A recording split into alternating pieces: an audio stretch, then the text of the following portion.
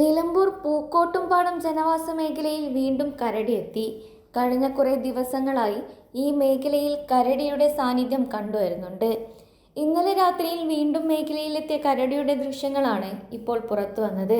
പ്രധാനമായും റബ്ബർ തോട്ടങ്ങളിലെ തേൻ കൃഷിയിലേക്കാണ് കരടി എത്തുന്നത്. തുടർന്ന് തേൻപെട്ടികളെല്ലാം തകർത്ത് തേൻ കുടിച്ച് വനത്തിലേക്ക് തന്നെ മടങ്ങും. ഇത് കഴിഞ്ഞ് കുറേ മാസങ്ങളായി തുടരുന്നുണ്ടെന്ന് പ്രദേശവാസികൾ പറഞ്ഞു.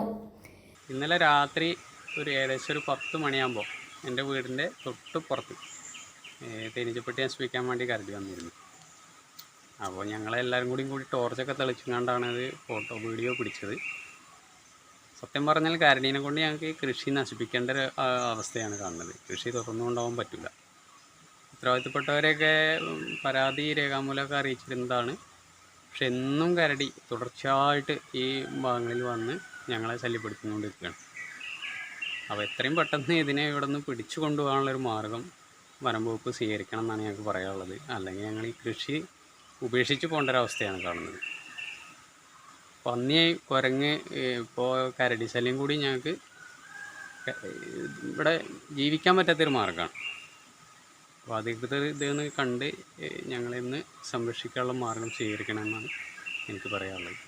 സാധാരണ രീതിയിൽ ഈ മേഖലയിൽ കാട്ടാന ഉൾപ്പെടെയുള്ള വന്യജീവി ശല്യം രൂക്ഷമായിരുന്നു. എന്നിരുന്നാൽ ഈ അടുത്ത കാലത്താണ് കരടിയുടെ സാന്നിധ്യം മേഖലയിൽ കണ്ടെത്തിയത്. കരടി ജനവാസ മേഖലയിലും കൃഷിയിടങ്ങളിലും എത്തുന്നത് കർഷകരും പ്രദേശവാസികൾക്കും വലിയ ഭീതിയോടുകൂടിയാണ് ഇപ്പോൾ കാണുന്നത്. ഓരോ തവണ കരടി എത്തുമ്പോഴും വലിയ അളവിലാണ് തേൻപെട്ടികൾ തകർക്കുന്നത്. സംഭവത്തിൽ വനം വകുപ്പ് ഉൾപ്പെടെയുള്ള അധികൃതർ ഇടപെട്ട് വേഗത്തിൽ കരടിയെ ഈ മേഖലയിൽ നിന്നും തുരത്താനുള്ള നടപടി അധികൃതരുടെ ഭാഗത്തു നിന്നും ഉണ്ടാകണമെന്നാണ് നാട്ടുകാരുടെ ആവശ്യം.